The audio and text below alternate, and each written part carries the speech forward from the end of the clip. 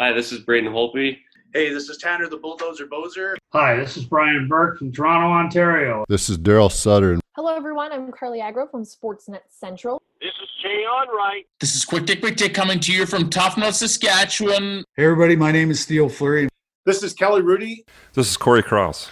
This is Wade Redden. This is Jordan Tutu. My name is Jim Pattison. Hey, it's Ron McLean, Hockey Night in Canada and Rogers Hometown Hockey, and welcome to the Sean Newman Podcast. Welcome to the podcast, folks. Before we get on to today's guests, let's get on to today's episode sponsors. Clay Smiley over at Profit River. Profit River is a retailer of firearms, optics, accessories serving all of Canada. They specialize in importing firearms from the United States, hard-to-find calibers, rare firearms, special editions. Check them out at profitriver.com today. Foremost, they offer smooth-walled grain bins, hopper bottoms, and fuel tanks. They're in stock and manufactured locally. They want to ensure you know that they are constructed at the highest quality and engineered for a long life. Delivery is free within 300 kilometers of Lloydminster. You can buy them at any of their co-op locations, Lloydminster, Lashburn, or Neilburg. For more information, check them out at their website, foremost.ca. HSI Group, nominated for Small Business of the Year here in Lloydminster. They are the local oil field burners and combustion experts that can help make sure you have a compliance system working for you. The team also offers security, surveillance, and automation products for residential, commercial, livestock, and agricultural applications. Whether you're looking to keep the house, free, safe from intruders, or you want your shop, your lease location monitored. Maybe you're out on the farm, you got cattle, livestock. These are the guys that can help you. They use technology to give you peace of mind so you can focus on the things that truly matter. Stop in today and see Brody and Kim at 3902 52nd Street or 306-825-6310. Give them a call. Clint and team over at Trophy Gallery. They got championship belts, custom medals, die-cast signage, name tags, engraving on Yetis and Brewmates, business awards, you name it. These guys got it. Not to mention the sports memorabilia sitting in there. Signed jerseys, signed pictures, lots of cool stuff. They got a beautiful one up of Sidney Crosby. He's one of my favorites, and it's a sharp framed jersey. Just stop in and take a look for yourself. A cool thing about them is they ship Canadian-wide, so if you go on to trophygallery.ca, they got over 5,000 products that they can ship anywhere in Canada. Use promo code Newman for 15% off today. Gartner Management is a Lloydminster-based company specializing in all types of rental properties to help meet your needs. Whether you're looking for a small office or a 6,000-square-foot commercial space, give Wade Gartner a call today, 780-808-5025. A shout-out to Deanna Wandler and the team over at Read and Write for the amazing SNP billboard. Sharp-looking unit. They always making me look good.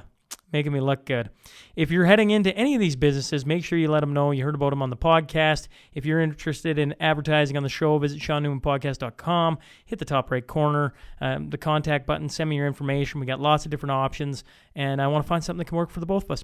Now, let's get on to your T-Bar 1 Tale of the Tape.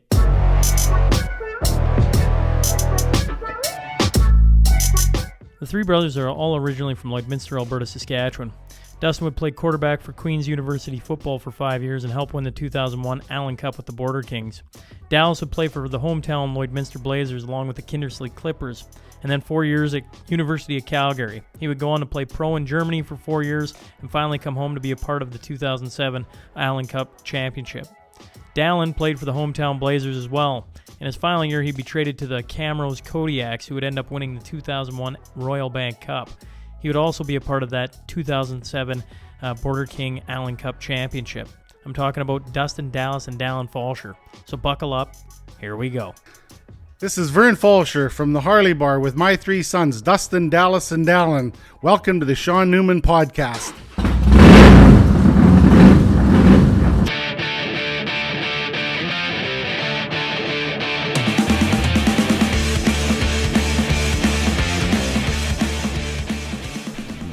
Okay, well, welcome to the Sean Newman Podcast. Tonight I am joined by the three brothers, the Fallscheer brothers. So thanks, boys, for hopping on. Dustin, Dallas, and Dalyn. Thank you. The 3Ds. Thanks for having us. That's awesome, man. Thanks for having us here. Absolutely. Well, let's do this first. Everybody's needs to get used to your voices. Hopefully they can decipher who you are. So let's go around the table. We'll start with the youngest. We'll make the youngest lead it off. What number you wore growing up and why? Nice and simple. Yeah, no, just during minor hockey, I wore 16. I was a big Brett Hull fan growing up, so that was my number of choice. And then it switched to 27 later when I got into junior. So, like the little heavy LaRock. No, it wasn't. It was more of Shane Corson. Oh yeah, Shane Corson. Yeah. You betcha. I think you can get behind Shane Corson. He was a good hockey player. And Semenko. I liked Semenko growing up too, so that was a part of it. So, for the people who can't see it, we're sitting in the Harley bar. This is a pretty fancy joint. We're gonna get to that after we get through the numbers. Dallas, what do you got for me? What number did you wear? Oh, what did I have? I was all over the place. I had 6, 77 one year. I don't know why that came about, but that was my first year at junior in Lloyd. You wore 77 as a Blazer? Yeah, just 1 year, and that didn't really fit me too well. Did you guys harass him for that? well, they only won 10 games that year, I think. So. I got to explain harassed a lot. He took enough of a beating already. Maybe, I think I was 9 in Kindersley just because I was traded there halfway through a year, 6 in college, and then... Oh, so you didn't have a number? I didn't really have a number. 24 when I was at the Kings. So just all over the place. Why is that? Did none of you guys have like a fixed number where you're just like, yeah, I like this number?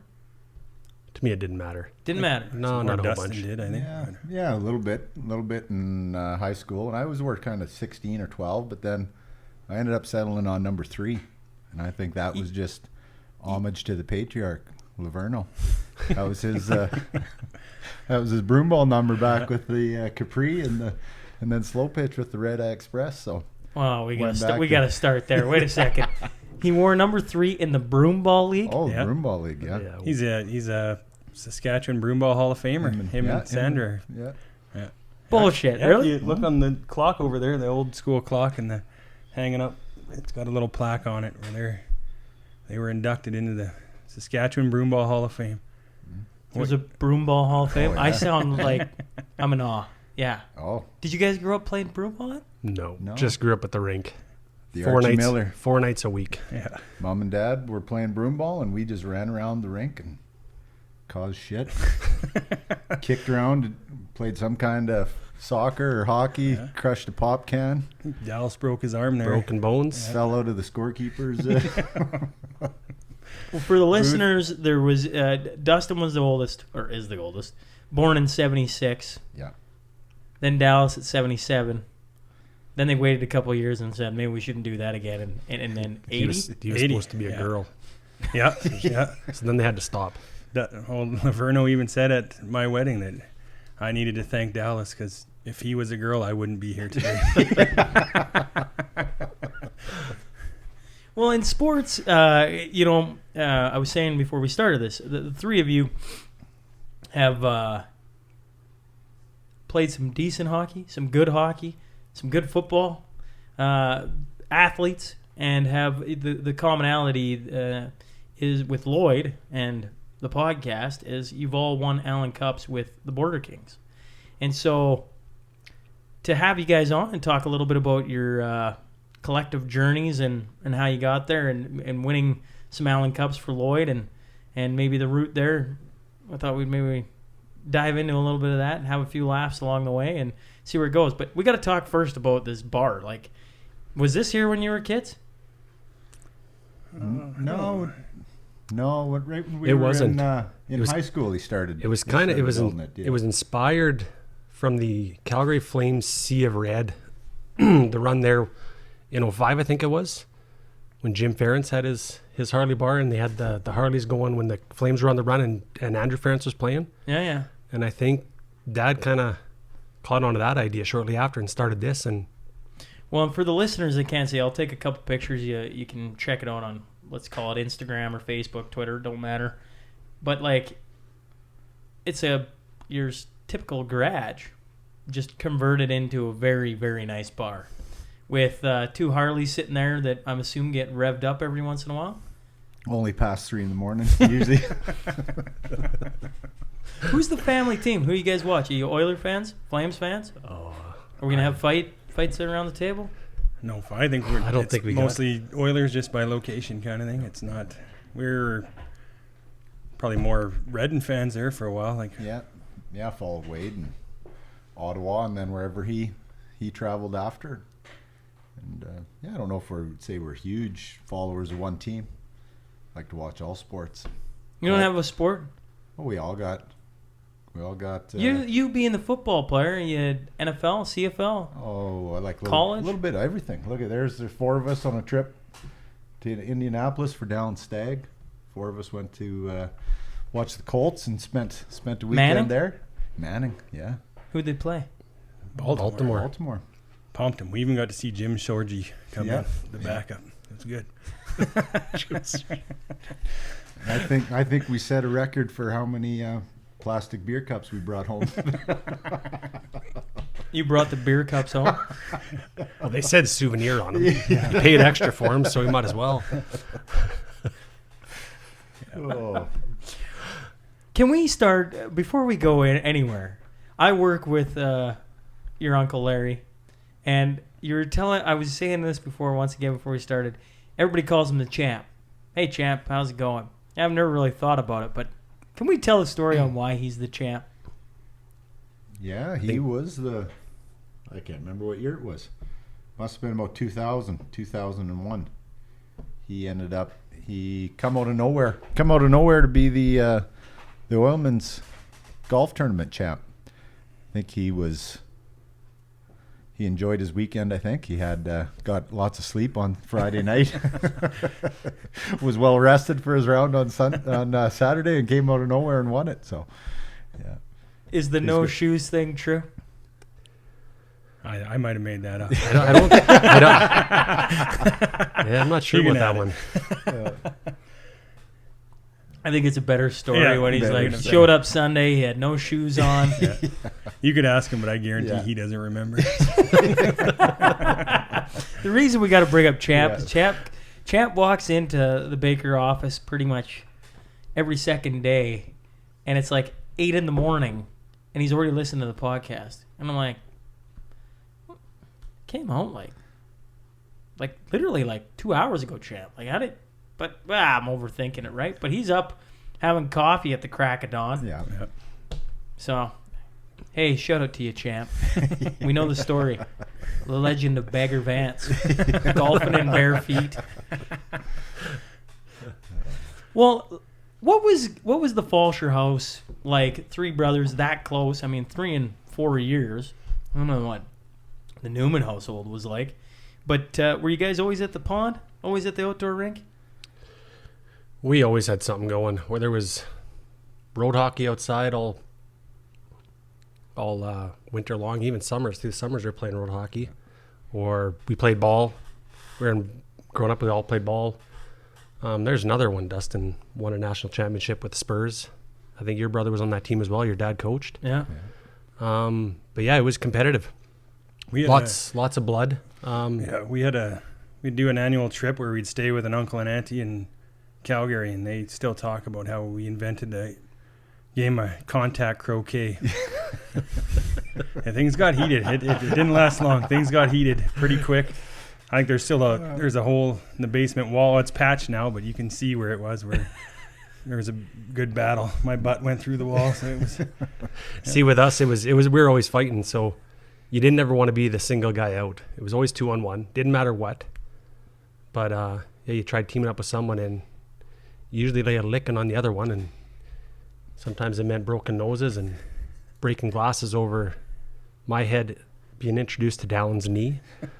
Mom didn't like that one too much, but that was kind of how things ended for us most nights. Somebody won and somebody lost and somebody got hurt. It was awesome. Every day was a game, and it didn't matter what it was. There was a winner and loser, and we were competitive as hell. And you can see out back here, Dad paved the backyard, so the neighbors must have just hated us because we always had lights going on and music going and friends over, and it would be a game of something, basketball or. Why did he pave it? He got tired of us playing out front and on the street. I think it was probably after I threw the bat through the front window.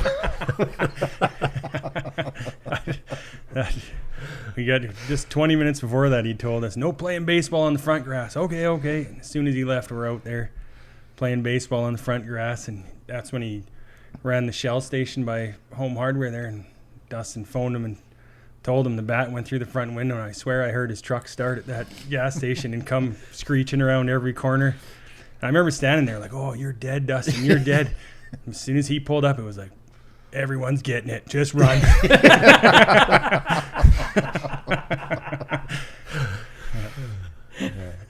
Oh, man. You caused a lot of gray hairs on the old man, is what you're saying. Yeah, I think we put him and Mom through enough. It was constant.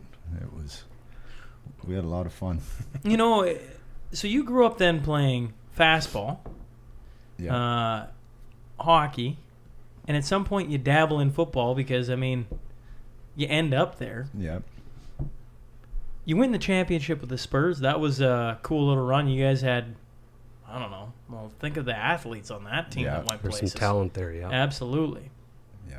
And some great, like, coaches, like, structure at the top. Yeah. And for a small town, you know, like Lashburn of all places, to go up against the best in all of Canada and then just stroll out. Hey, here we are. Yeah, that was some awesome times. Yeah, we had a lot of fun. Well, you were hanging around and watching there with your brother Jason and your dad. What year was that? Well, we won Westerns. We won Western Canadians in '92 when we were in Bantam, and then we won Midget Nationals in '93. So I was 7 years old. 7 years old. Yeah, I remember going to those ball games Yeah. and like. Those still might be one of the nicest uniforms. I don't see that uniform in here.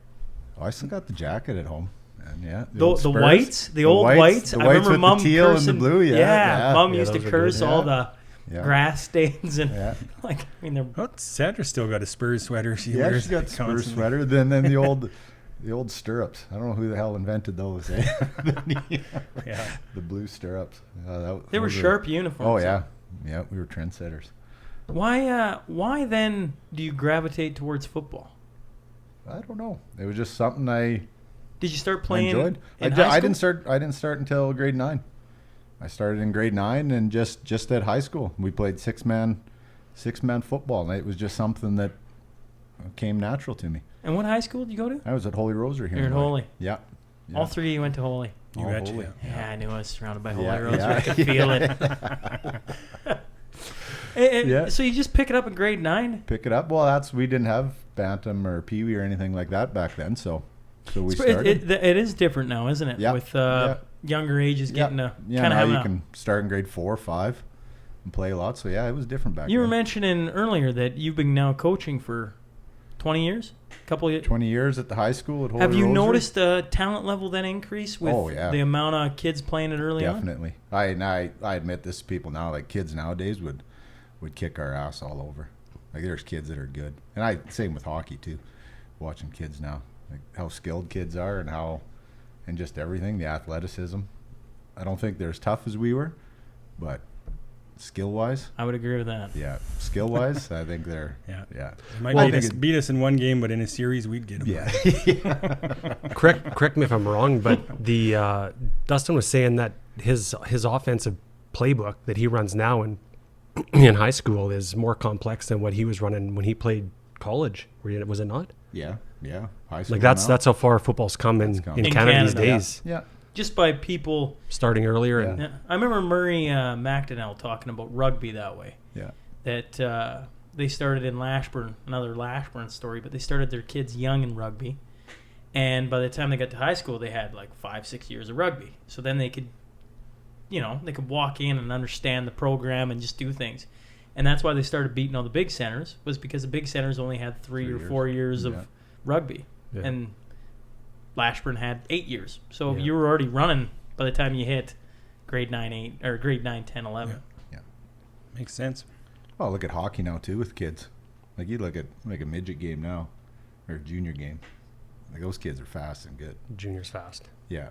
Like it's just improved that much. But look at how we used to practice too, right? Go out there, you do a horseshoe for a little bit, maybe some 1-on-1s, 2-on-1s, dump it in, and then let's scrimmage. Yeah. But look at now. I guess I'm 6 years after Dalyn. So I would argue a little bit on that because I think that goes to the different coaches, right? Like, I think coaching's improved too. Like, true, yeah. But there's the guy with the mentality that's what he does in a practice and whatever, and then there's other coaches. Because by the time I went over to Finland, like, I was amazed at what they did over there. I don't know, Dallas. You went to Germany. Where did you see such a giant difference in, or not so much?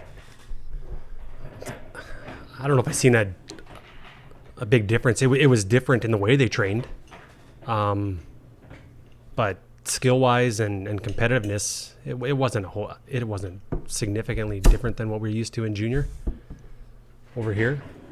But I guess that one's for me. That's a new trick, by the way. He's opening the Corona with his wedding ring. I like that. Yeah, I would say they trained a lot different when I was over there, and a lot more, like 2-a-days. Skating or dry land, like workout? Twice a week we'd go 2-a-days skating, and then a dry land or a workout as well sometimes in there. So it was. That's why you got the rock hard abs on the December calendar. I'll have to also take a picture of that so people can know what the hell I'm talking about. Thanks.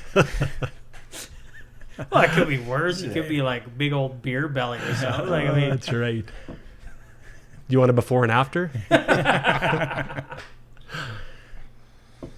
Going back to the football thing, then. So you hop into football, and it was like immediate attraction, immediate like, wow, this is fun. Yeah, I enjoyed it. It was a lot of fun. We had. How did you your first year quarterback right away? Quarterback picked up a ball and just threw it, and boom, it was. Yeah, it just became. It like I said, it was something I enjoyed, something that came easy to me, and so I stuck with it. Did you quit hockey at that time, or you played out I your played hockey? midget. Well, what did I do? I finished my last year. I blew my knee out playing football in high school, and then I didn't play hockey. Yeah, I just had a guy roll up on it, and then so I didn't play hockey that year, and then your coaches hated you. Yeah, right. Yeah. How many hockey players know the football player that's kind of like split entire? Like, man, just get in the hockey team. Let's go. Multi-sport, man. Multi-sport.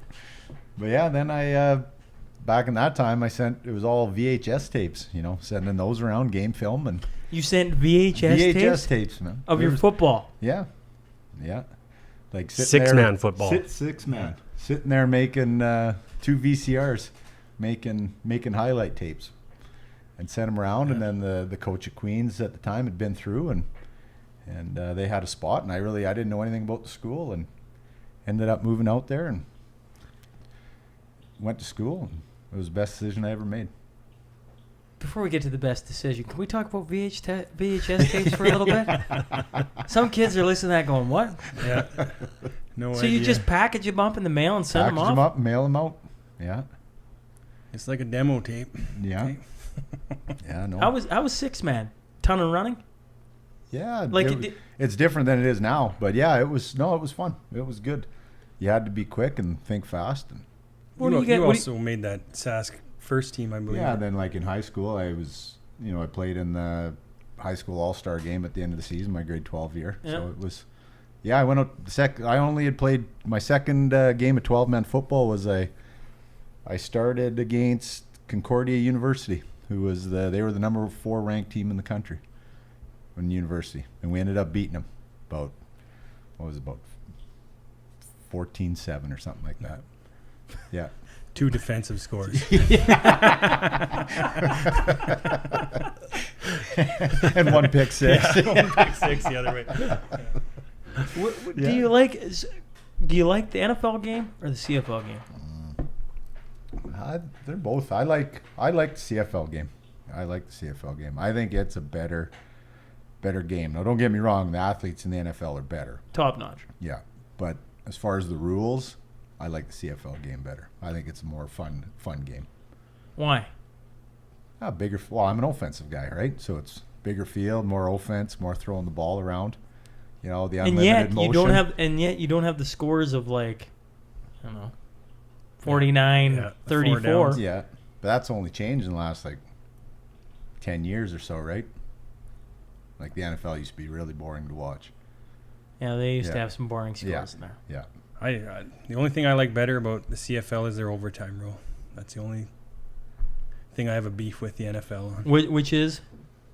Well, they changed it a bit now where you can, if you kick a field goal, the other team gets the ball. But Gets an opportunity to score. Yeah, but I like the shootout style the CFL does where you, line up at the 35 and you get a turn, then they get a turn, and you It's just... like the college game as well. Yeah. How sad were you to see then the CFL not run this year? Yeah. Yeah, I was disappointed. I enjoy that. Friday night football on TSN. It's, I don't know. It's one of those sports where you can just turn it on. It doesn't matter who's playing. You'll sit there and watch it. College game, CFL game, So NFL like we got on here right now. I know. I'm laughing. I got all three foot. Somehow I arrive late, folks. Get my back to the screen, and so you could just see them all glancing at the football game. Well, it's a commercial. It's a crappy hockey commercial. Who's winning the game anyways? 49ers and... Eagles are on. I'm not even sure what the score is. I haven't been paying attention. Yeah. Could have fooled Sorry, me. Sean. It's commercial. Why, you played 4 years at Queens? I was there for 5 years. Played 5 years. Yeah. I didn't dress at all my first year. Yeah. Red shirted and then Practice squad? practice squad, yeah. You said it Yeah. was the best decision of your life. Why Best so? decision. Oh, shit. I had a lot of fun. I made lifelong friends out there. Obviously got my engineering degree. Moved away for a little bit, experienced something different. Living in Ontario, met some great people. Met my wife out there. You know, she moved back after, so Brought her back to the bustling metropolis of Lloydminster. It took some. I must be the best salesman in the world to be able to pull that off. But where's she from originally? Sault Ste. Marie, Ontario. Oh yeah. Yeah. Right From on the Lake Sault. Superior. Yeah. So yeah, no, it was a great time. Beautiful city, beautiful campus, great school. Yeah, like I said, a lot of fun. Why is it then the two younger brothers don't pick up football, or did you? You know what? I back in the day, you'd usually get introduced to football in grade 9. You'd go to spring camp, and I went out to one spring camp practice, and it was only one I went out to because Dustin, being the quarterback, I was playing cornerback, and he decides to go for a quarterback sneak, and there I am standing by myself, and I get a stiff arm to the neck, thrust to the face, snap my neck, fall down, and I just hit the ground, and I figured, I don't need this. Never put the helmet on again. I tried. He was a volleyball guy. Had to bring that up. I was small, and I didn't like it one bit. Tried it once, stuck to volleyball and hockey, I guess. Volleyball champ. Forgot about that too. Yeah. Jeez. With Holy Rosary. With Holy Rosary, yeah. Provincial champ. You kind of are built like a volleyball player, aren't you? but I can't jump. You can't jump. Can't jump. Well, So I just What position did you play? I was a setter. You were a setter. Yeah. What else? What else would I do? I was maybe 5'7" and couldn't jump, but tossed the ball up in the air. That's about it. Your parents always push you guys to be in sports, I assume? They didn't push us Not one bit. Not one bit. Nope. They drove us to everything. Couldn't keep us away. Yeah. They encouraged us to play, but yeah, if we didn't want to play, they never made us go one bit. Yeah. I played high school football till grade 11, and then I got on with the Blazers. I remember I had the conversation with Thibodeau too about, you think it would be all right if I still played high school football and played here, and he said absolutely not. kind of thing. So that was the end of my high school career. Even Bob Anderchuk had a deal worked out where, we play games, practices, we won't worry about so much. But no, Thibodeau wouldn't go for it. But you got a year under Mr. Thibodeau, did you? Yeah, two years under Gord. Yeah. Well, are you a guy who raves about Gord? I enjoyed Gord. I really did. And it's awkward because I don't know how things went between him and Dallas in the end. And it was funny, even that year, Dallas got traded, and then I got called up and played a couple playoff games with him. So it was interesting. But I really enjoyed Gord. Me and Gord had a bit of a unusual parting. Maybe you might want to say I quit on him. I had him for 2.5 years. My 20-year-old year, we got back from a long bus road, Calgary. This is playing for the Blazers. Yeah, and I've endured 2.5 years of losing with the Lloydminster Blazers at the time. And we get back, and I was the first one out of the dressing room. I'm walking out, and he's coming in. He said, "Get back in there. Tell the guys to get their gear on. You got 10 minutes." I shrug my shoulders, go back in, and we're on the ice, getting bag skated, and we're doing the red line, blue line sprints. And Gord's standing by the entryway off the ice. And Blair Faulkner was standing beside me, back of goalie. And I said to him, if we're on here at, I can't remember what time it was, if we're still doing this at 20-1, I'm out of here. And he looks at me and he says, yeah, so am I. Well, the clock turned 1:40 or 12:40, whatever the hell it was. Boom, I skate off right by Gordon. I said, I'm done. Skated off the ice, and I swear to God, I was in and out of that dressing room as fast as I could, shitting my pants. Left, next day, calls me to the office. And he wasn't even mad, which was I don't know, he probably knew I wanted out at that point, because about a week before that, he had asked me if I was interested in going to Kindersley. And that probably gave me the guts to do that on him, to skate off, knowing that I probably could go to Kindersley. And yeah, sure enough, the next day he traded me. But nothing against Gord. I love Gord as well. I learned lots from him. I had him for 2 years. But it was just at a breaking point where losing, and it's just, I just couldn't handle it, and probably didn't handle it the best way. But getting bag skated at 12:40 in the morning would suck. Oh, that wasn't the first time. Like, it was, yeah, we didn't have good teams. Dalyn, even the score, didn't you break Gord's ribs? Hitting him in hit him in a scrimmage. No, I rubbed him a little extra, but I don't know if I broke his ribs. That was more of a Molson Cup deal. Yeah, that's good. Can you imagine getting skated these days at 12:40 in the morning? Think that would go over? You've all coached. It would not go over. Yeah. You know what? I helped with the Junior Bees last year in Cold Lake, and there was many bus trips we came home, and I thought about it, but I wouldn't want to know what the consequences for doing it would be. Well, you wouldn't be coaching the next week. No. It'd be fun though, probably. You'd probably enjoy yourself. Yeah. So, there's been growing up, even now, the Bobcats, the Blazers, were always harped on that they didn't take enough local talent. And yet, staring at two guys who played a good chunk of their career for the Blazers, hometown. Did you ever think of going anywhere else, or was it always the Blazers? I never had any other options. Like, I was never recruited to go anywhere. When I finished up midget, I had a couple letters to show up to go to some other camps, but not having anything concrete, it was the natural choice is just try out here. So tried out here and stuck around for the 2.5 years I did, and that was good. I went to Grand Prairie camp.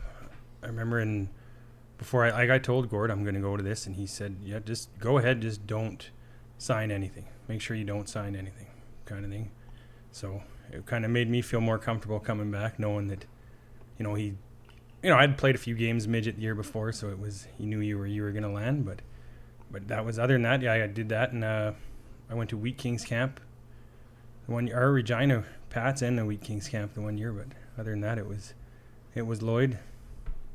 You two take any satisfaction knowing you beat up on your younger brother a lot so that he could be what he became? No, that didn't happen a whole bunch. Yeah. I say it all the time. I'm the younger big brother. Yeah.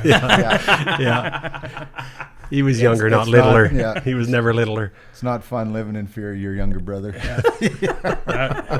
Dallas touched on it earlier. That day my knee met his nose, that was the day everything changed around here. How old were you when that happened? I think I was in grade 9, because the glasses I had were like 3 days old. Mom, she give us shit for that one, boy. She did not like it one bit. But yeah. And he kneed you to the head. Oh yeah, grabbed me right by the back of the head and smash. Yeah. That was a lot of years of pent-up aggression let out in one knee. What was it like getting traded out of your hometown, going to Kinnersley? Kinnersley's a cool little spot. It was like a new beginning because we had a good team there.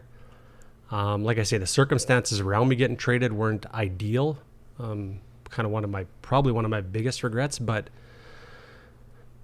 to go try something new, it was kind of scary at first, not being away from your hometown at all. But landed with some great billets and ended up having a great final season, or I guess as a 20-year-old in Kinnersley. I think we lost out in the North Final in Saskatchewan, so no complaints.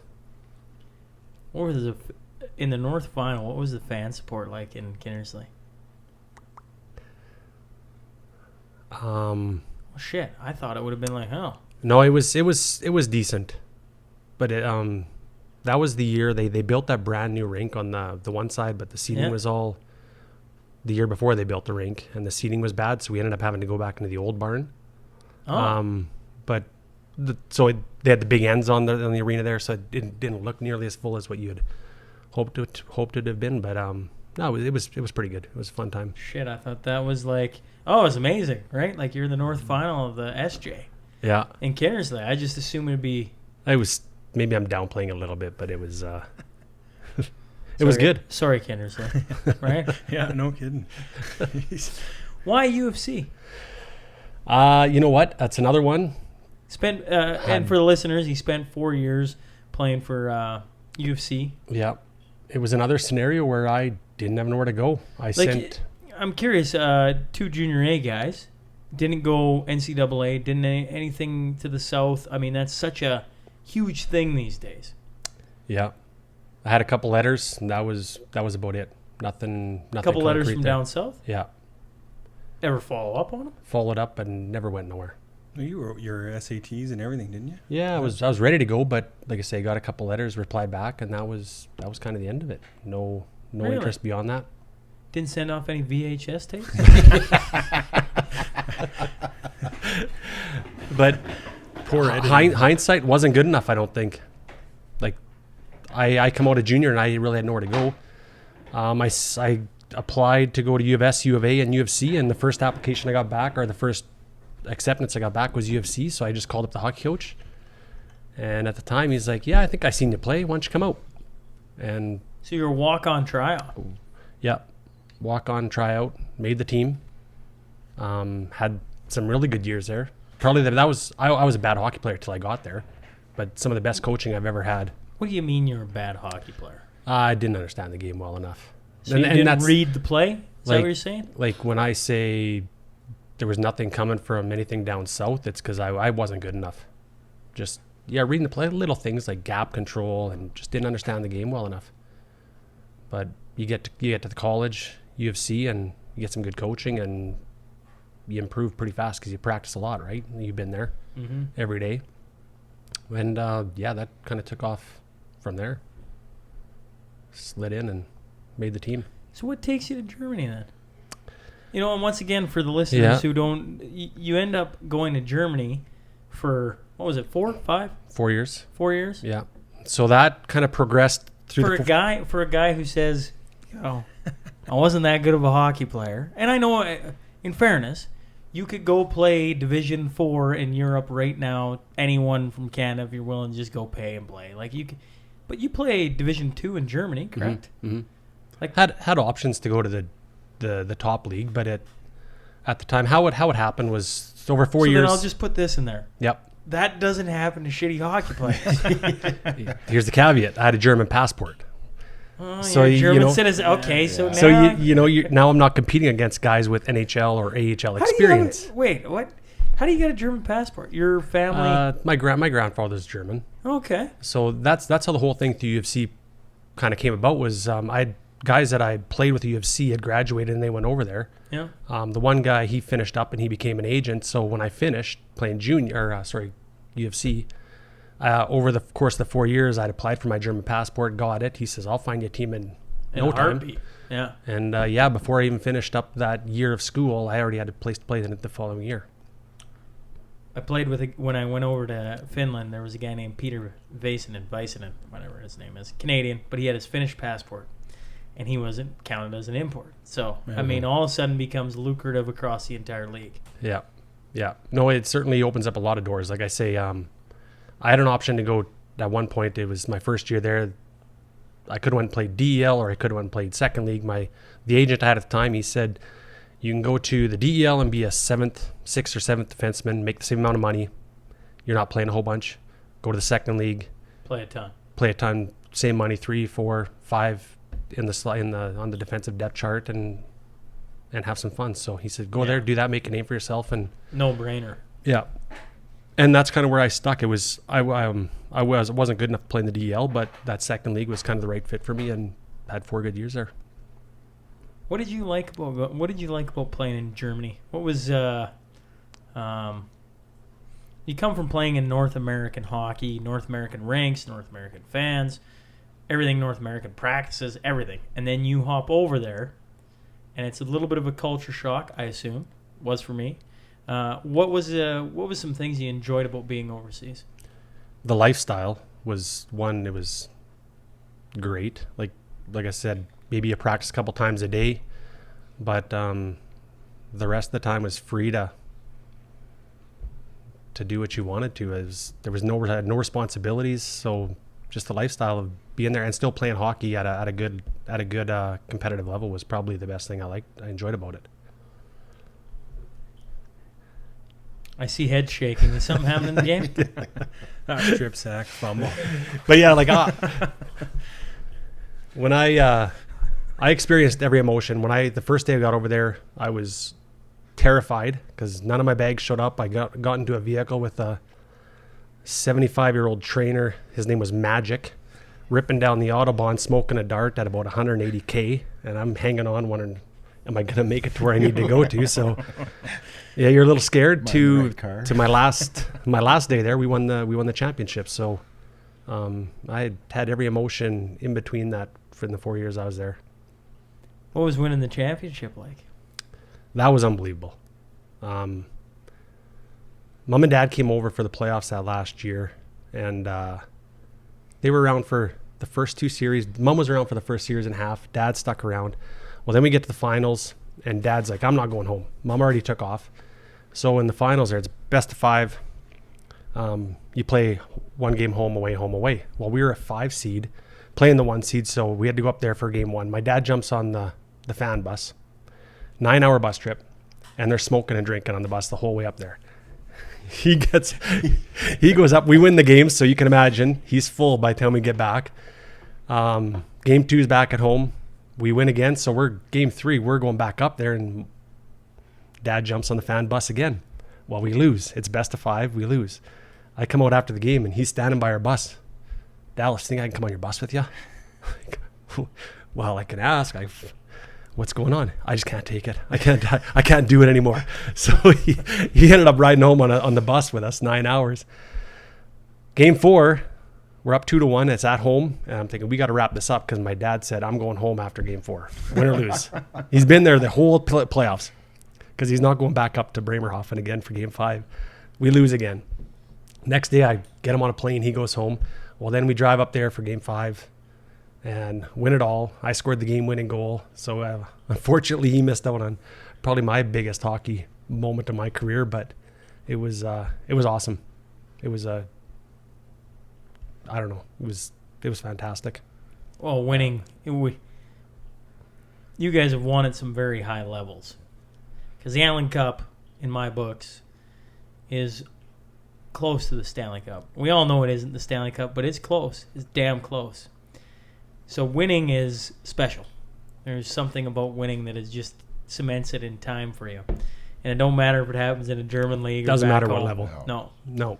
Winning is, there's something just magical about it. There's a lot of people that go through their entire careers and don't, regardless of what level they're playing at, never have a chance to win or never do anything. And then back then we didn't know, like we'd know you're playing, and then with the time change, there was no live streaming or he couldn't call. You couldn't even call us. No one had cell phones, so it was you'd get up in the morning and refresh the internet a couple times and try to find a score. First, you'd have to dial on to the internet. And Dustin being the VHS king, I had no English TV, so he would record shows for me and send me over a box of 24 VHSs, and I'd go through those in about 2 days. Right. I'd just turn on our TV and hit record. I had everything on there. Didn't matter. We watched it. Mail them, yeah, cases of VHS tapes to watch. The maddest Dallas ever got at me, after all, we were talking about the fighting and stuff, is I went over his last year. And so I was staying at his house, and I got up, of course, to get there first night, and I got jet lag. So 3 a.m, I'm walking around his kitchen, trying not to wake anyone up, and there's a package of Reese's Pieces peanut butter cups sitting on the table. And so I was hungry, so I ate them. Mom had mailed them over to him, and he was saving them, I guess, for a special occasion because he couldn't get there. So he woke up in the morning and he was pissed off that I'd eaten all his Reese's Pieces buttercups. Yeah. That, Kraft dinner, and ranch dressing. They had to send me that every couple weeks. Yeah. Ranch dressing? Yeah. I don't know why, but had to have it. Put it on everything. Before we get off Germany, did the fans impress you?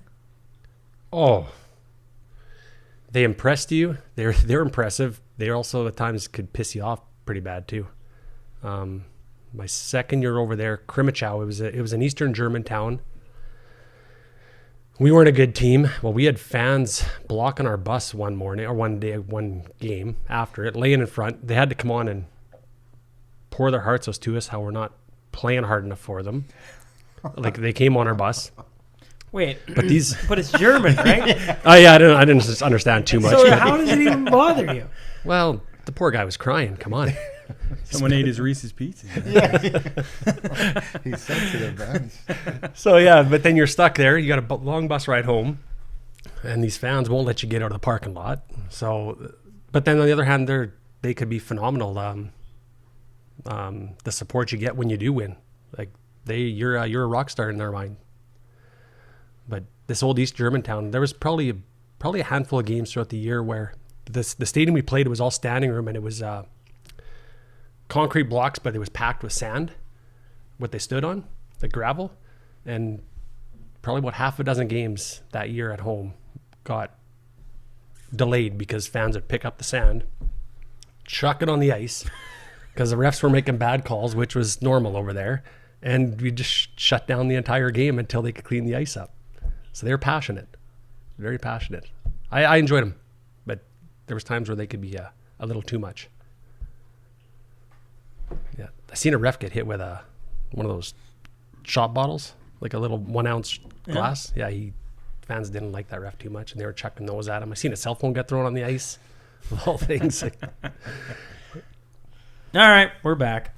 Not that anybody knew we left, but now that there's been a pick six and Sunday Night Football looks like it's completely over unless we start yelling and hooting here. Let's move on to Dalyn. You're a guy who plays for the Blazers for a few years. Yeah, you betcha. And once again, I go back to the earliest question. You mentioned trying out for going to Brandon Wheat Kings camp. Yep. So were you drafted in the... No, never was drafted. Just got letters, and me and Mom headed out and made it did the camp, made it through that and got into main camp. Like it was mostly scrimmaging, but then once we got into a few practices, I think that kind of exposed me, and that was the end of my WHL career right there. Yeah. All of a sudden they realized this guy his feet aren't so quick. So yeah, that was good though. It was a fun experience. Yeah, it was good. So then it was a no-brainer to come back play Lloyd essentially. Yeah. I'd played a few games. Like they'd called me up from midget, and I'd played a few games. And like I'd said earlier, I really enjoyed Gord. So yeah, it was a no-brainer. Come and try out here, and made the squad. So it was and we had a lot of local guys. We were talking about that earlier, but we had there was Chris Weeb and Warner's played. Denham was on the team. Like there was a lot of, and probably a few others that I can't think of, but there was a lot of local guys back when I played, and we had good teams. Like we were in the North Final the one year, so it was good. I enjoyed my time in Lloyd, and then Gord, he decided to pack up and leave. He went to St. Albert, my 20-year-old year. So That suck? It did. He was a really good coach. I really enjoyed Gord. You always knew where you stood with Gord, so it was the old school. Yeah, and I needed that, though. I needed to know, right? Like, if I did something wrong, just tell me, because I'll correct it that way. But yeah, so then we ended up with Danny Haygarth and Wade Gartner and Wade Fenning coaching the next year, and they were good. We had a lot of fun. We had a good team, and it was just one of those. I wasn't even looking for a trade, and they just come to me near the deadline, said, like, you're 20, do you want to go somewhere else? And I think we went up to Bonnyville that night and lost, and we're riding the bus home, and they come and ask me that. And I had no intentions of asking, and just, I don't know what it was, just in a bad mood from that and the fact that they asked. So I said, yep. I said, I'll go to Camrose or St. Albert were my two options. And so the next night the phone was ringing like crazy. You had I'm only going to Camrose. Oh yeah. You got to tell them the story about you getting suspended that year. Oh yeah, that was the year before. Yeah, or that was earlier in the year with in Calgary. Oh yeah, yeah. We were playing Calgary Canucks in the Max Bell, and it was just atrocious reffing, like bad. I already been kicked out of the game. I think there's 10 seconds left in the game, and I already should have been kicked out of the game. But I went and lined up on defense, and I told Weeb, I said, whatever you do, just win this draw back to me. So he said, yeah. So he wins it back to me, and I turn, and I wind up for a slap shot, pointed right at the ref, and he just starts skating as fast as he can down the boards. And I'm doing it. And I let her fly, and it hit the glass right behind him. And then, got a call from the league commissioner. It was pretty good. It's kind of fun. I still got the letter somewhere. It was a neat little thing. It's funny when I had Weeb on, he didn't mention that. Yeah. Yeah. No, yeah, so I don't, and then, getting traded, it was different. I know they had a few. Well, you went to Camrose, and Camrose, I always talk about this. When I was in my playing days and through my high school days, Camrose was the team. Like, they were perennial powerhouse. Kind of the same way Brooks is now. Yeah. Yeah, no, it was only their fourth year in the league when I'd went there. And right away, it was just one of those things where you show up. Like, I knew James Willis was there, so he grabbed me right away, and we moved in with I moved in with him and Gordon Yvonne Meyerhog, and I felt right at home, good people. And just the team was just one of those situations they talk about where you just feel right at home, right when you walk in the door, kind of thing. I'm always curious, though. You go from the Blazers, and there's, you talk about making the North Final, that kind of thing. But going from that Lloyd's organization to Camrose's, what was the big difference? Was there a big difference? It wasn't a huge difference at the time. Like, I go now and go back and see the rink, like their new rink and their dressing room they have now, and they're watching film and doing different things. But at the time, it wasn't a huge difference. They were, still making ends meet, I think, at the time, kind of thing. So, you talk to James, and he says, like, year one, they didn't even have a dressing room. They were putting their equipment in a storage room across the hall, kind of thing. So it was just kind of a fresh new dressing room and still in the old rink, but just great community, though, like really good fans that way. Like, it was a really good hockey community in Camrose. Who did you guys meet that year in the finals? We played Flin Flon in the final, the host team. No, sorry. I mean AJ. Oh, AJ? Who the heck did we play? I think it was Drayton Valley. We played Drayton Valley in the final. And it was funny, like one of those things where game one, we get a penalty shot. Tie game, we get a penalty shot with 25 seconds left. And Doug Ockenberg goes in. Who is the ref who gives a penalty shot? Goes in, takes a shot, hits the post, puck bounces out, hits the goalie in the back, and then goes in. The ref, no goal. Our bench is losing it. We go to overtime and lose, and then it's under dispute. And we were kind of it was a big, they didn't really reward a winner for game one until we got up 2-0 on them after that. Like they had no decision on it.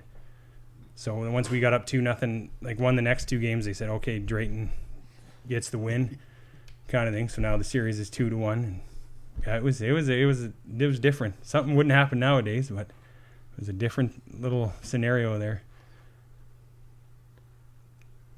That's a goal, isn't it? In most leagues. Post, leg, in the net, goal. Yeah, should have been, yeah. But and then at the time we had old John Short was calling the games in Camrose, and someone had approached him what they figured should happen, and he said, I think they should count the goal and put 25 seconds on the start of the next game, but they never went with that, so it was different. What did you end up winning that series? 4-1. Oh yeah. It didn't matter in the end. Like it was just an extra game. But well, you got to play in the Doyle. You get to go to Victoria. Yeah, which was great. We got to fly out and then hit the ferry and head over, and it was a good old barn they had there. Salsa. Yeah, Victoria Salsa. Maybe, can we all agree, maybe one of the worst named teams?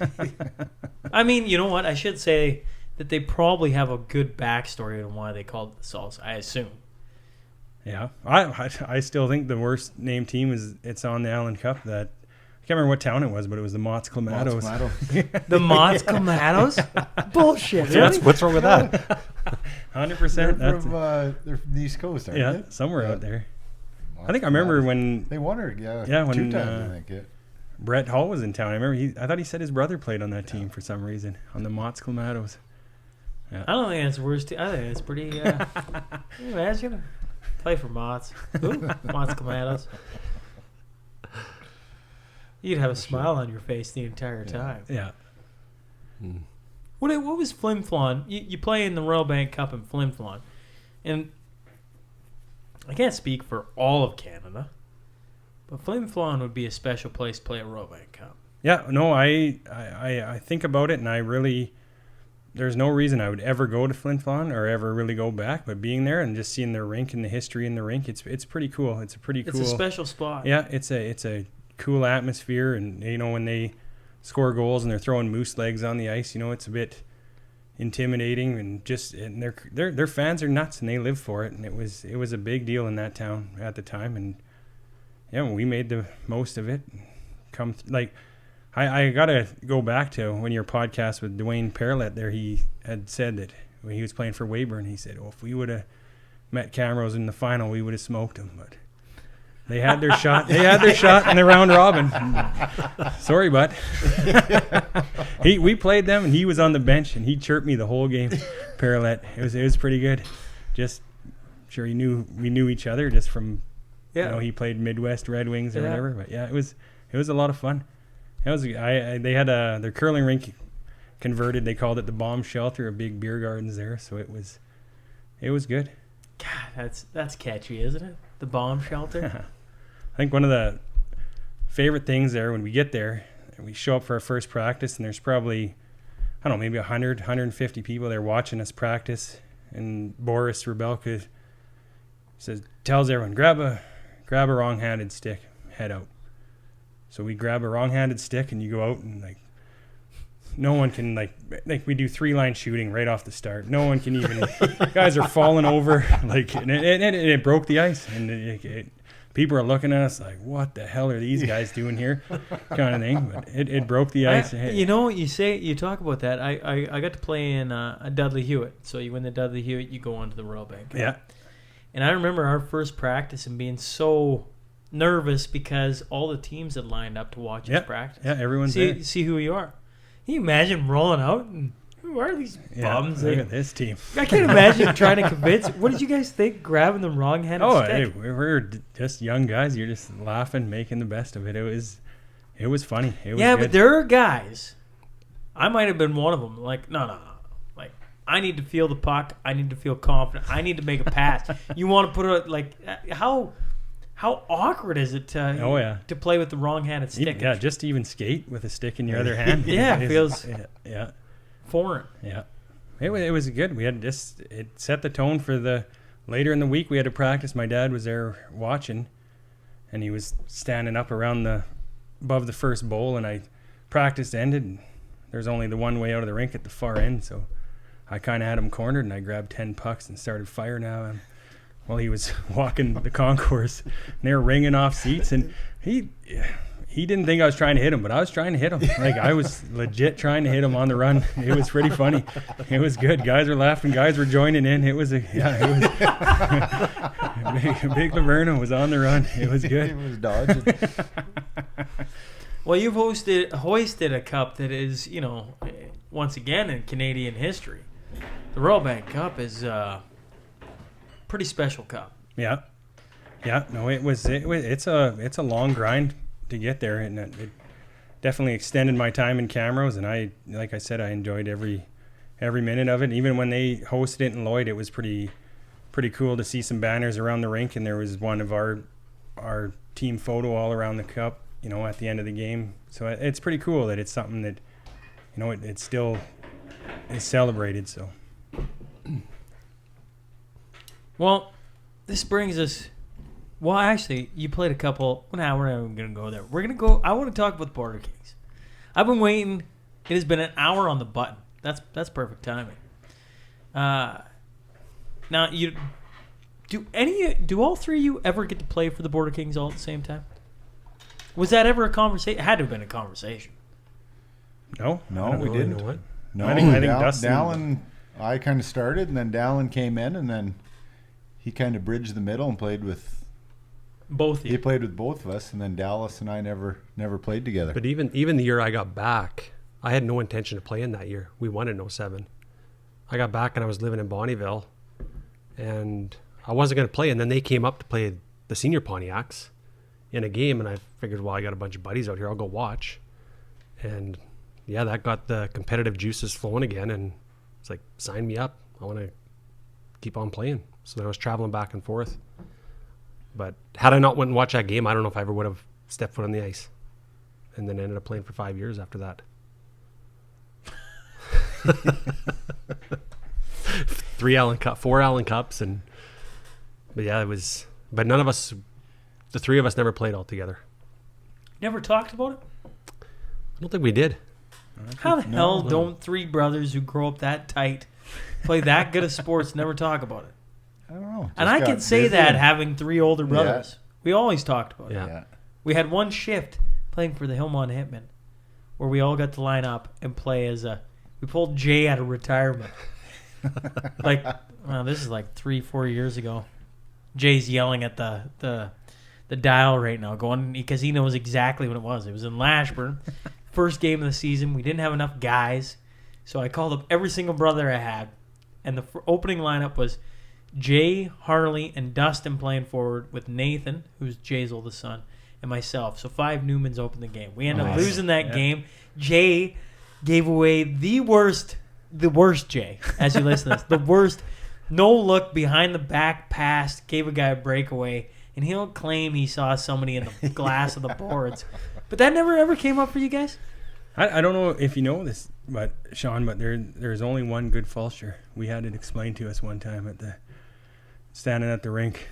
Chan? No. This is the best. It must have been about 08, 09, where the Border Kings are playing, and Dalyn, and we're at the Civic Center, so we're standing behind the home net, so down out, where everyone can walk between the two bathrooms. So Dalyn and I are standing there, and we have we're standing right behind the net. They got the white pillars, and so there's 2 guys on the other side of a white pillar, and Dalyn and I are standing by ourselves, and there's an icing. And so the puck comes down, the whistle blows, Dallas skates behind the net, he retrieves the puck.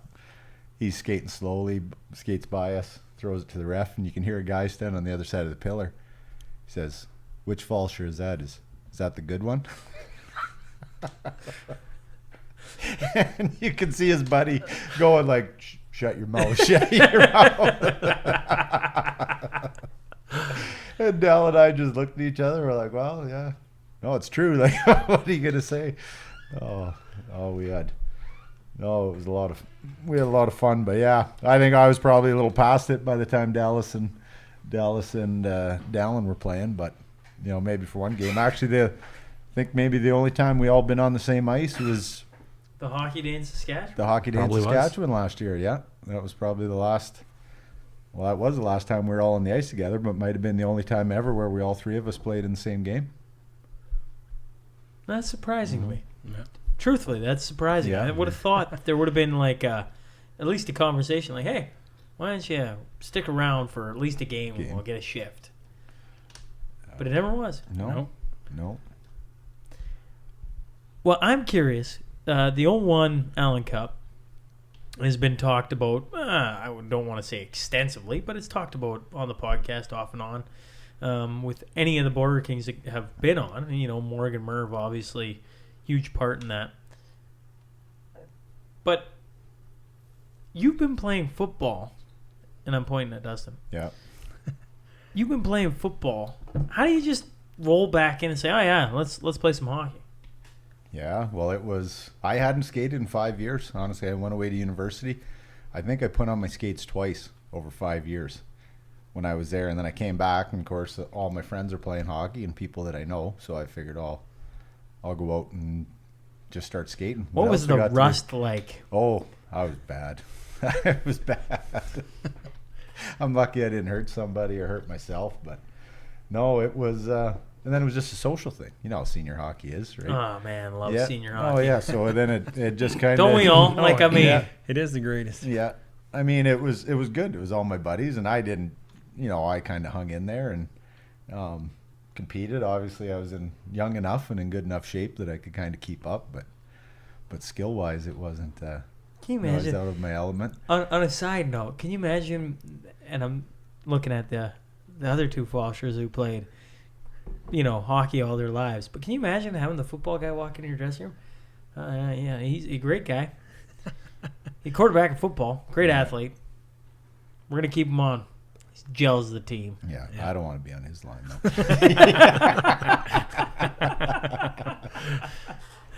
I think he's awesome, but I can't believe he didn't play for 5 years. No, I didn't skate. So how many years before you won, or was that the first year? No, I came back in 2000, and I played a little bit, and that was the year they hosted. The Border Kings hosted, and I skated a little bit with them, and then I just played rec and stuff that year, and so skated for a year, and then the next year was kind of good because everyone left from 2000. You know, all the older guys had kind of retired, and that was their. And really, we had a shitty team in 01 when we started. Really? Like we only had about 9 forwards, 6D. Like there was no one. That's how he made the team. That's how I made the team. Yeah.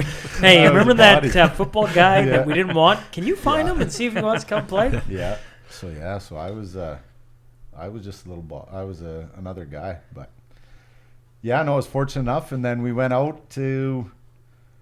Things just kind of fell in place. We only lost 2 games that whole year.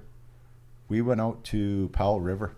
We flew out in the middle of January and played Powell River back to back out there, and we won. We lost both those games. You know, we went kind of shorthanded, and then we came back, and things just one of those years where things just fell into place. We had a lot of fun. We probably the top team there was Dundas, and one of those games where Jason Clegg stood on his head. Good goaltending. Morgan Mann cheated a little bit. How so? Goalie saved a puck, and he threw his hands up in the air like he scored. They counted it? They counted it, yeah. You know, the crazy Fancy Morgan. The crazy thing is I've said, if you celebrate it like you scored, and there's no video review, the ref will call it off your reaction. Yeah. Mm-hmm. And he did. Yeah, we had fun. You see him, even in the NHL, you see him calling it off their reaction. Yeah. But it's video review now that brings it back. Am I going to jinx myself? On a side note, the game is now Philly 25, San Fran 20. San Fran has the ball. Yeah. Bethard's in. Bringing him back. They got a chance. I was going to say if he completes this pass, we might have to pause for a second here. Yeah, it was one of those years where 01, like... it was in Sarnia, but it was hosted by the Petrolia Squires. And I don't know if you can see the picture up there, the big fella, my best friend from university, number 50 there, old lineman. He played for Petrolia, or he lived in Petrolia. Okay, yeah. So when we went out there, Petrolia Squires, it's a little bar in a little town called Petrolia, and his family owned a bus company. So all week when we were out at the Allan Cup, his family brought the bus down, and they'd drive us around, and guys were out on the town and jumping in his little his bus, driving everybody around. It was awesome. You know, one of those things where things just fall into place, and yeah, we had a great time. You know, I can probably ask all three of you this. I can. Winning is winning. But the Allan Cup is special. Did it seem special when you won it? Like, did you understand the significance when you won that trophy? I think I probably understood it more when watching these two win it than when I won it. No, it was the first year I ever played senior hockey, and shit just kind of happened. But then then you take 4 or 5 years off, and you realize how hard it is to win. And then watching these two win it, it was probably more special watching them win it, seeing how, because how you realize how good you got to be and how lucky you got to be. It's not easy. So it was fun watching those guys win it. I had no expectation when I went to play, even going to it or competing for it, but it all fell into place for us. And I think what was even more special was winning it with a bunch of your lifelong friends as well. Like, there was a bunch of guys that I grew up playing with. We had some older guys as well, but some younger kids that you knew a lot of years, and to win it with those guys was pretty cool. But the trophy itself is amazing until we dented it. Yeah, until Stanny got a hold of it. That's probably both years the Border Kings have won the Allan Cup. It's been probably 75-80% local guys.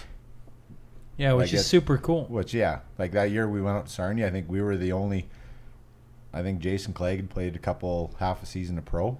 Other than that, we didn't have one guy that had played any games pro hockey, and we just worked hard and were just had fun and competed. And then same thing even when you guys were in 07, like if you looked up and down the rosters, it probably credential-wise it wasn't the best, but you want to talk about a team that played as a team. Yeah, that's what was fun to watch. Was big for me was just winning it with guys that you played minor hockey, like with Ryan Rivet and Jordy Dugan, and I worked at Fountain Tire with Kent. Like, it's all guys, like Morgan or Merv for sure. Like, it just one of those things. And plus, it was in Stoney, which didn't sound that great. But then that way, there's a lot of family. Stoney is pretty much hometown. Yeah, there's a lot of family and friends there. Stoney's what from us? Yeah. 2 hours. Yeah, and in Canada, 2 hours might as well be next door. Yeah. No, yeah, it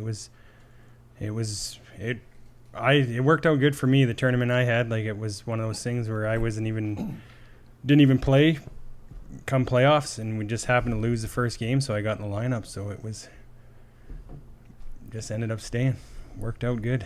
That's how you got in the lineup? Yeah. If we would have won game 1, I wouldn't have played game 2, I guarantee you. Then he went on to score. He scored a couple 5 goals. Okay, so the champ, shout out to the champ again, old shoeless champ, swinging the club.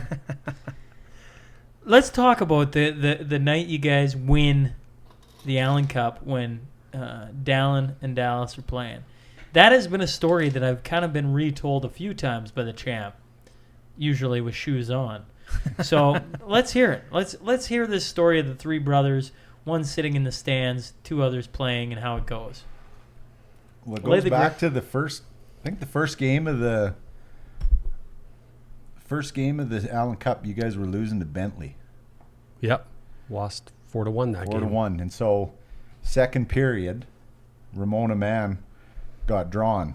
Her program number got drawn to shoot for $10,000 at the final. So she brought in game one of the tournament. So they were drawing 20 tickets throughout the game, or throughout the tournament, and then everything culminated in 20 people got to shoot? 20 shooters. 20 shooters. 20 shooters. So Ramona won it, game 1 of the tournament. She goes, "Do you want to shoot? We'll split it 50-50." And I said, "Oh, Jesus, they're losing." I said, "I'm not coming back." I had lots of faith. I said, I'm sure as hell not driving back up here for the final for a shootout. And she said, "Well, no, you put your name in, and we'll split it. And if they're in the final, shoot. And if they're not, then we'll just walk away from it. So I said, okay. And so I handed her the ticket, and then you guys ended up losing that game. Then you beat Halifax. Beat Halifax. And beat Quebec. Beat Quebec, and then, yeah. Stony Plain was a huge upset to get us. Like, we upset them to get into the final. Yeah. So, yeah, then these guys went on a roll. So the final game, we get to it's the finals on the Saturday night, Stony Plain. So like you said, half of Lloydminster's up there, right? So they had a shootout it was for 10 grand. And whoever you had to get, so basically what you had to do is you had to shoot 2 pucks into the board, the scorel. I think it was from where? From center ice. Center ice. Center ice. So you had to make 2 or 3 shots for 10 grand. For people who don't understand what he's talking about, from center ice, you got to shoot a puck into the net. But not only into the net, there's a board there with a slot that would be what? They said it's a 1/4 inch wider than the puck. 1/4 inch wider than the puck in the middle of the net. Yeah. Or the middle of the board yeah. of the net. Yeah. Sorry, carry on. So I get up there, and so they had us line up. There's about 20 guys. They had a carpet for us to stand on. I get up there. They hand me a stick that had a heel curve on it that I thought, Christ, I just don't want to put it into the corner. So all I went up there and said, I'm going to fire this off the board and make as loud a noise as I can make. So I grabbed the first puck, and I fire it. Boom. I think it kind of rattles around, goes in the net. So I throw my hands up, because that was only one, right? So I think that won me $100. Anybody else in the 20 hit it? No, so then I had to go to the back of the line. Right. So does any of the other 19 people? Half the people don't even hit the net. So then I get back up, again thinking, well, I made it once. No way in hell I'm going to make this. And same thing, I just said, I'm going to shoot this as hard as I can, and I'm going to just try to make a big bang off the net. Not bad for a quarterback, right, folks? Yeah. That's the same way I played quarterback. I just kind of closed my eyes and fired it. Fucking with that big skin. Catch this. So I just fired it as hard as I could, and I don't know how the hell I can remember seeing it just kind of disappear. And then I didn't know what to do. I think I ran down the ice. There was some guy behind me that chased me down in the lineup. Ended up jumping on top of me, and yeah, it was 10 grand. And that was before the game. So all the guys were standing on the glass, they were taping their sticks, getting ready. So you guys got to see that? Yeah, we got. Yeah, it was well before the game. Does he explain that story quite well? Yeah. Oh yeah, he did like some sort of baseball slide, fist pumping, and yeah. Full disclosure, his first shot was so hard it might have widened out that hole a bit. there was chunks. I was standing behind the net, and there was chunks flying. Yeah. So yeah, and then that just kind of set the tone for the night. I mean, it was a fun night. It was back and forth, and I think Border Kings were down 1 goal going into the third period. And it was good. It was a good hockey game.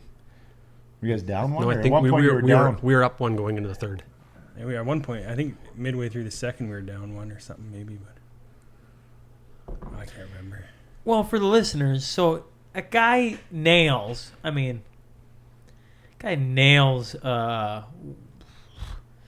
half ice shot twice into a hole like that is tight. That's a tight spot. Yeah. Yes, as we all.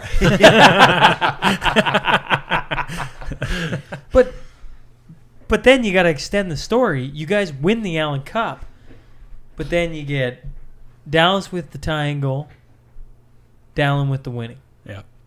So in the night of winning the Allan Cup, the Fallscheers are everywhere. Yeah. So and game finishes, and I went and ran and did a interview with Reed Wilkins, right? Because he was there. He called every game. He called every game. He was awesome. Yeah, he did a great job of it. And then I come back and to the room and to have some beer, and they're digging through the stick bag, and I'm like, "What are you guys doing?" They're like, "We're looking for your stick. This guy's from the Hockey Hall of Fame. He wants to put your stick in the Hockey Hall of Fame." I'm like, "Nope, can't have it." And the guy looks at me like, "Are you serious?" I'm like, "Yeah, no, it's already gone. Gave it to my dad. He's putting it in his garage." "You're serious?" I'm like, "Yeah, 100% serious." can I take your jersey? I took my jersey right there off my back, gave it to him. Here you go. Kind of thing. It was pretty neat to just kind of say no to the Hockey Hall of Fame about a wood stick that's sitting in the corner there. Bought it at Canadian Tire the week before. Where is it? The last guy using a wood stick. The Sherwood right there. Sherwood? Yeah, that's the one. Man, I went to Feel how heavy that thing is. I went to Factory Sports and they dug it out of the building next door, out of the extra storage for me that week. you know, I got the Sherwood game-winning stick in my hands. But how good does the old wood feel?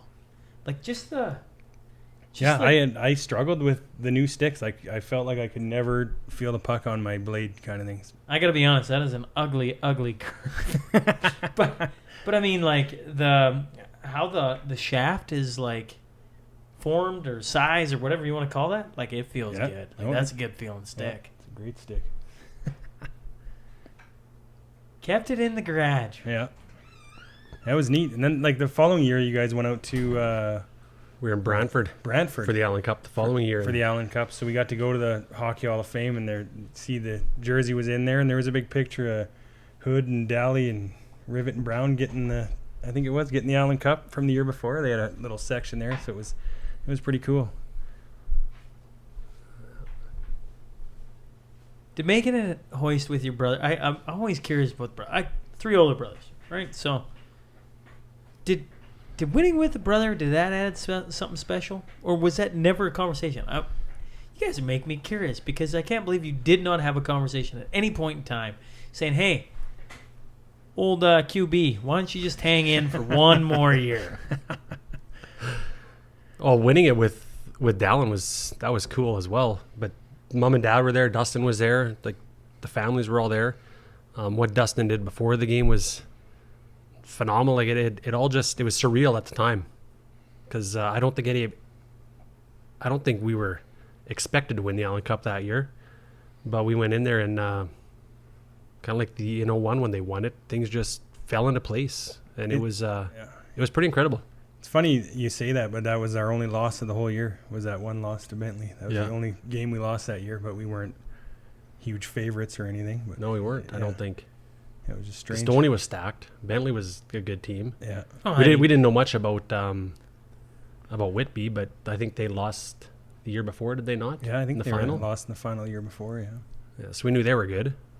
But to bring it to today's sense, like right now, like this whole COVID thing going on, man, I don't know whether that puts senior hockey. Senior hockey's going to have a tough go here for a bit. Like even the Allan Cup, like after, everybody, the Chinook not being taken a year or whatever they're going to call it. Mm-hmm. But I think senior was having a tough enough time, just the way things are, like the way technology is, and the way like it used to be a small town. That was the night out. You looked forward to going to a hockey game, right? But now people don't need to leave the comfort of their home. It's not, there's not as many young kids running around the rink, it seems like for a late night senior game, right? To me, it seems that way, and I don't know what COVID's going to do to it, but it seems like it's slowly fading off in a way. It's a scary thought because I got a lot of happy memories. I mean, that's what we've just talked about, right? Like a lot of great memories of playing senior hockey. If there's one thing I'm going to miss about the senior hockey, I mean, like, how much fun is a dressing room? Yeah. Oh, that's everything there. Road trips, getting on that bus. You hope it almost seems like it's cyclical, right? Like there's a group of kids that come through locally that, there was a group before Morgan and Merv years ago, and then that group, Morgan and Merv, and that age group came through, and then there was followed up with another group. You hope there's another one that's going to take over the reins and kind of revitalize it a little bit, because it is, like you say, it's really not about winning it, but it's sharing those memories or gaining those memories in the dressing room that are the funnest part about it. It's like what you guys built out in Hillmont the last couple of years, like it's the whole town comes out and watches, and you got a good core that enjoy being together and having fun, and the community rallies behind that, right? you guys have had some success, and so it's awesome. People love that. It's hard to leave. It is. It is. It's probably why you played 5 years. It's probably why you played 5 years. It's probably why you played. I don't know. I knew as soon as that Allan Cup was over, I knew I was done. You weren't. Wait a second. You quit after the Allan Cup? Yeah, right there. That was it. That was. How do you quit after the Allan Cup? You're the guy who rides off in the sunset. We all talk about it. Yeah, I don't ride off the sunset. Like I said, like going through provincials and everything. I didn't play one game.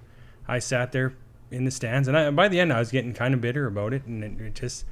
I said to myself, I play next year. Is it gonna be the same kind of thing? Oh shit! So why? So why you put going myself into the through Allan Cup and actually playing those games was pretty significant. Then, yeah, because you hadn't played the entire time. I think that probably was to my advantage. Everyone was probably banged up from the grind of getting there, and I was fresh as a daisy. Yeah, he came in, scored 2 goals, and how do you pull a guy couldn't like take that? him out of the lineup. Yes, Danny couldn't pull him out. Then, sure enough, he just kept it rolling right through the rest of the tournament into the final. Yeah.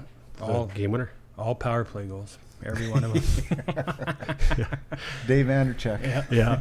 That's what you're talking about, the curve on my stick. You don't need a big curve to shovel a puck in. It's true, though. That's true. It.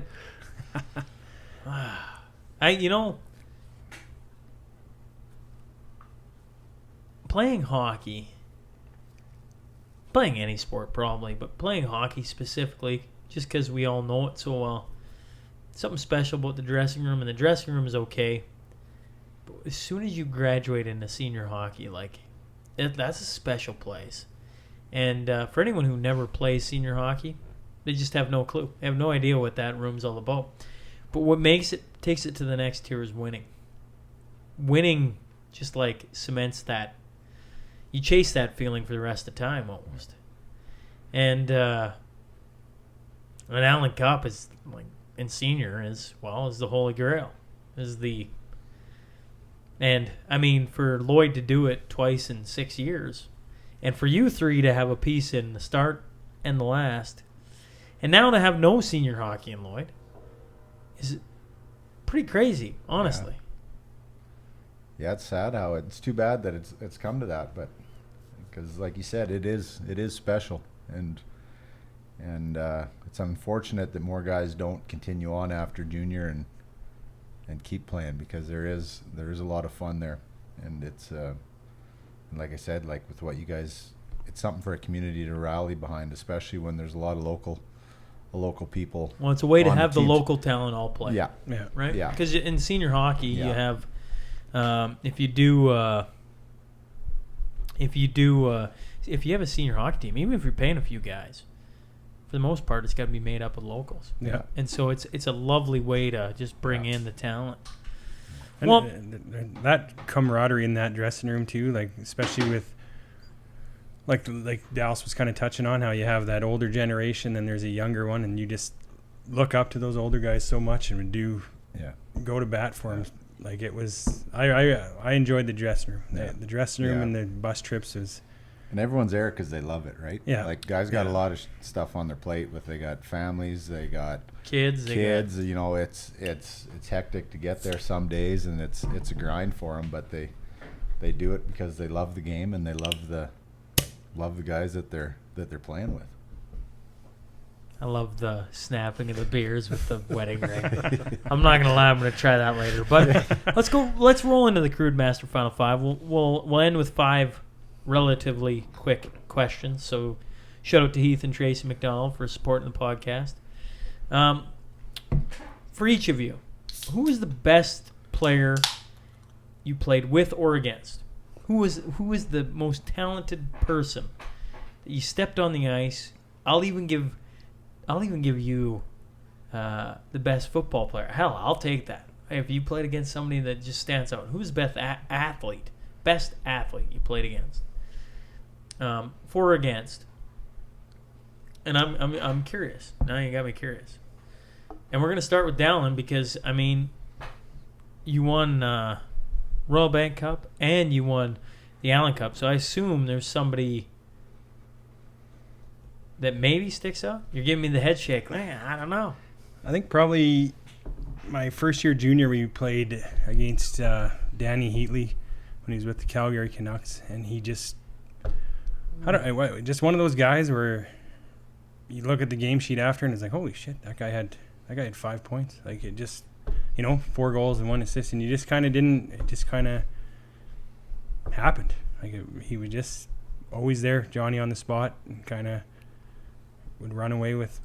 Like, he scored a lot of goals that year, for sure. That'd be my guy. Dallas? Got me thinking here. I guess the one guy that comes to mind, because he made me look real silly when I was 20 years old. He was 16 in the AJHL, was Mike Comrie. Young little punk. He twisted me inside out and buried one on us. Made it look easy, and I'll never forget that one. And probably moved on to be one of the more successful guys I played against that I can remember. One of those ones you wish you had YouTube now to go back and look at. No thanks. Don't even have it on VHS. I'm going to say J.P. Darsh. He was the middle linebacker for the McGill Redmen. Scary man. He went on to be a long snapper for the Seattle Seahawks. He could play, but like, he was a man and I was a kid running around for my life. Yeah. That's cool. You three, we set this up later, and we'll give the fans a show, but you three get in a fight, who wins? I'm betting on myself. Is biting allowed? Yeah, there's no rules, so you can do whatever you want. That's pretty easy decision, I think. It ain't me. Yeah, I think I'm running. I think even if Dallas and I tag team, I think we're losing. I think we're yeah. Interesting. Best barn you ever played in, or most memorable? Let's go with one of those two. I would have to say Flin Flon. Just the, like I said, talked about earlier, the atmosphere in there was unreal, being a Royal Bank Cup, and just the history in that rink. Like, there's a lot of banners and the big picture of the Queen at one end, and the other side of the rink, they got in huge letters, "Welcome to the zoo, don't feed the animals," and they're throwing moose legs on the ice. Like, that was a pretty cool experience, And then the final games on TSN. It was a cool place to be at that time. So that's my barn for sure, and it's a barn, and it sounds intimidating. Don't feed. Great, that's great.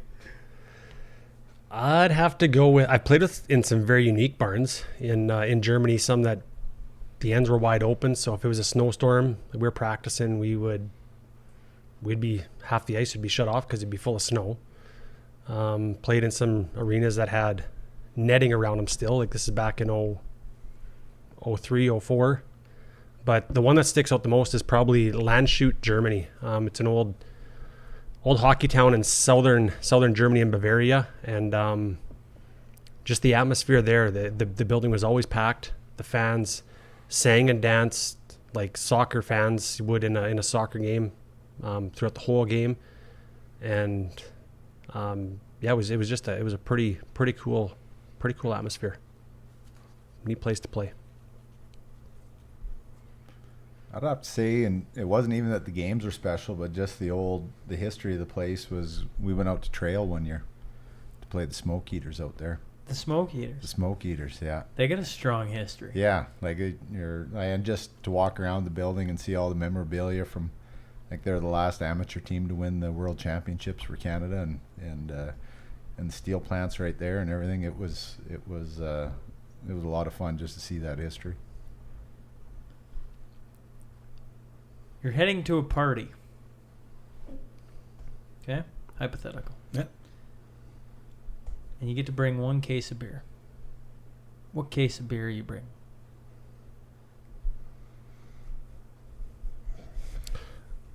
Ovi.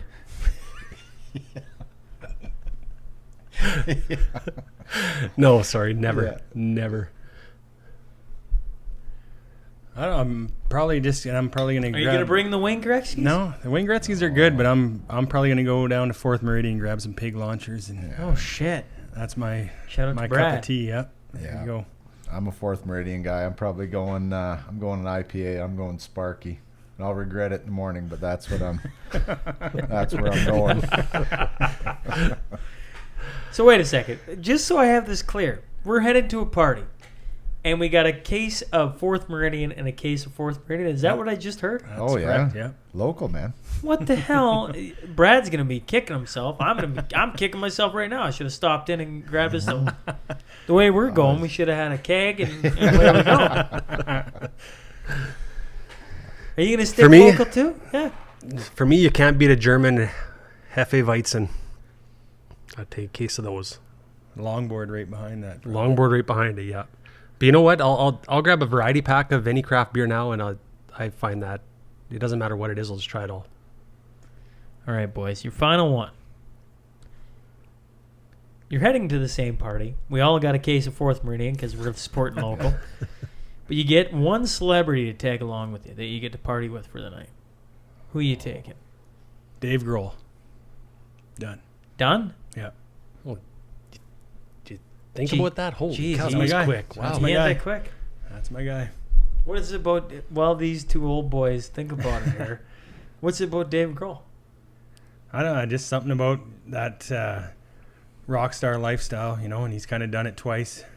So it's, or what is he? What is he? The drummer for Nirvana? Or Yeah, the drummer. Singer for No. Or is he the Foo singer Fighters. for Foo Fighters? Who? What you Oh, got? both. I'm Yeah, kidding. yeah. I'm kidding. Yeah, I know. Yeah, me fool. That's my guy. That's who I'd pick. Like, how can He's you go wrong? he's had a life. Yeah. He's Oh still my thinking. God! The other Oh, two. I'm are- wrong. Go ahead. I'd resurrect him. Chris Farley. I want to party with that man. Yeah. We all know that Yeah. man knew how to party. Hell, if you're a resurrection, I'm coming too. Jeez. You get the final say here, big fella. Final no say. pressure.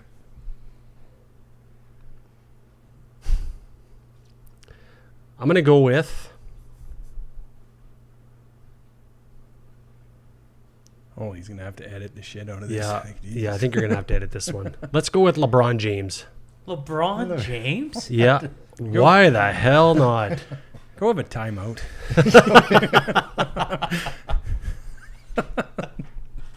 You ask me why? I don't know. Sounds like fun, doesn't it? Well, let's be very clear. LeBron James lives in a completely different life than we all. That's do. right. Yeah, no, You wouldn't know what to expect. Be something completely different. Yeah, you'd be drinking apple martinis or something. Well, thanks, boys. This has been a lot of fun. I hope. I say this at the end. I hope you guys have enjoyed it, but I'm pretty sure you've enjoyed it. So, Oh, yeah. thanks for sitting down and entertaining me for a couple hours. Appreciate it, Sean. Yeah, It's been Yeah, good. thanks for having us. That's great. Hey, folks, thanks again for joining us today. If you just stumble on the show and like what you hear, please click subscribe. Remember, every Monday and Wednesday, a new guest will be sitting down to share their story. The Sean Newman Podcast is available for free on Apple, Spotify, YouTube, and wherever else you find your podcast fix. Until next time.